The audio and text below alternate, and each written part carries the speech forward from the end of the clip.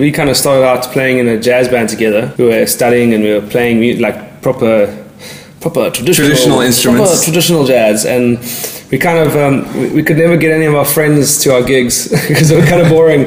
And you know, we discovered some amazing electronic music at the time, and stuff like you know, Saint Germain released that Tourist album, and Kruder and Dorfmeister did the K&D sessions, and you know, Moby had that amazing Play album, and all that kind of stuff really inspired us into, you know, thinking, wow, we really love this music. It's got like jazzy beats in it, and little bits of jazz and bits of electronica, and it just like meshed together. And then, you know, fast forward like a year or two, and we got a call to go and play in Cannes, and we flew over, and then we were like, oh, geez, Ibiza's just across the drag. It's like the epicenter of dance music, and we thought, oh, we better jump across the water and go and pop in there. So we managed to blag 20 minutes opening for Pete Tong at Cafe Mamba, which was really lucky. Obviously, you know, he took a chance on us and said yes. And the guy from the MD of Pasha was there,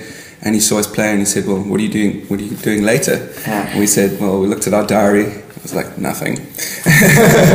And so we played a slot, like 3 to 4 a.m. at Pasha with ironically with Ben Westbeach or Breach. He was playing one of his first gigs at Pasha that day as well. I want your body, everybody wants your body, so let's also, it's great to see how our careers have sort of grown differently. Yeah, and I'd actually completely forgotten about that. I know, I just remembered as well. You can see the goldfish memory working here.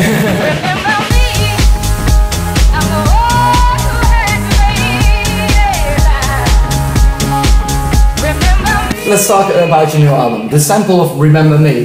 Was it that you heard that sample and you're like, yeah, this is the main thing of our album? That Remember Me sample comes from the Blue Boy track from '97.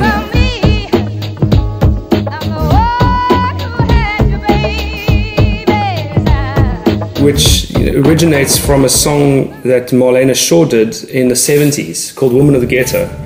Remember me, I'm the one who had your babies. And you know, the samples that come off that one recording are incredible.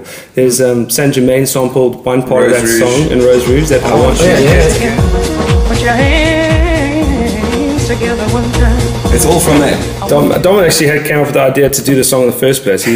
I've always come up with these ideas, and Dave kind of rolls his eyes a lot of the time. I was like, oh, we should do this one, we should do this one, we should do this one.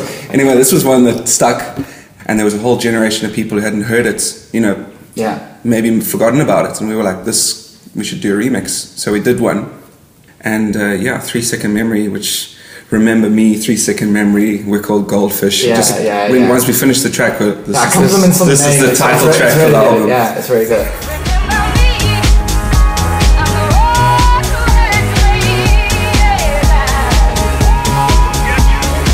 Maybe it's my opinion, right?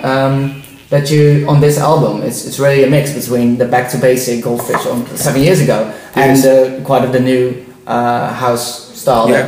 Yeah, I mean, we didn't want to forget our roots, but you also want to kind of progress as well. So we've kind of playing less gigs with vocalists and really trying to concentrate on what we do and really use the instruments, like use the double bass to the full of its potential and really bring those instruments into the music and really start, I mean, get more of a groove, like deep kind of.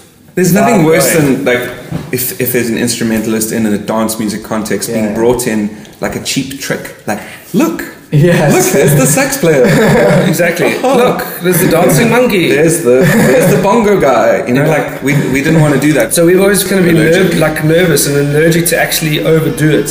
For me, I'm a saxophone player and I love the saxophone, but for me, there's nothing worse than too much saxophone on the song. You know?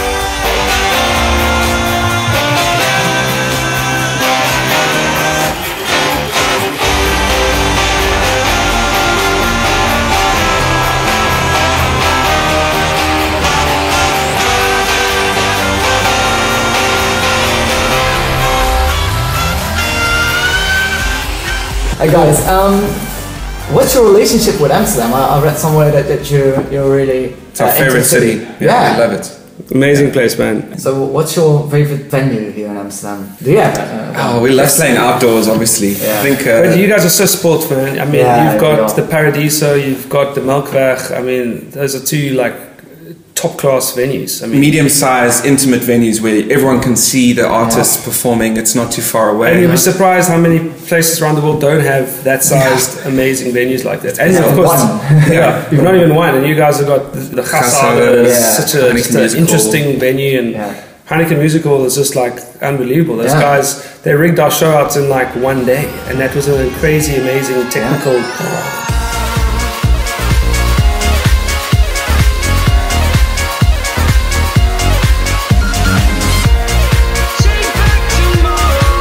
Something that comes to mind is that you're playing really often in the Netherlands.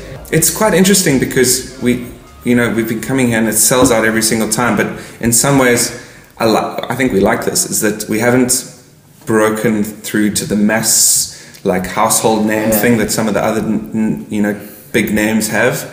But we sell out before they do, which is just shows how loyal our fan base is, and we really try to look after that. And it's amazing. And when people let you in, like they have in the Netherlands and Amsterdam, it's really special for us. And it's every time. Honestly, every single gig we've played here in the last like 5 years, I'll come off stage with gooseflesh, kipvel, and then it's just like, and your whole body just it's quite an emotional experience, man.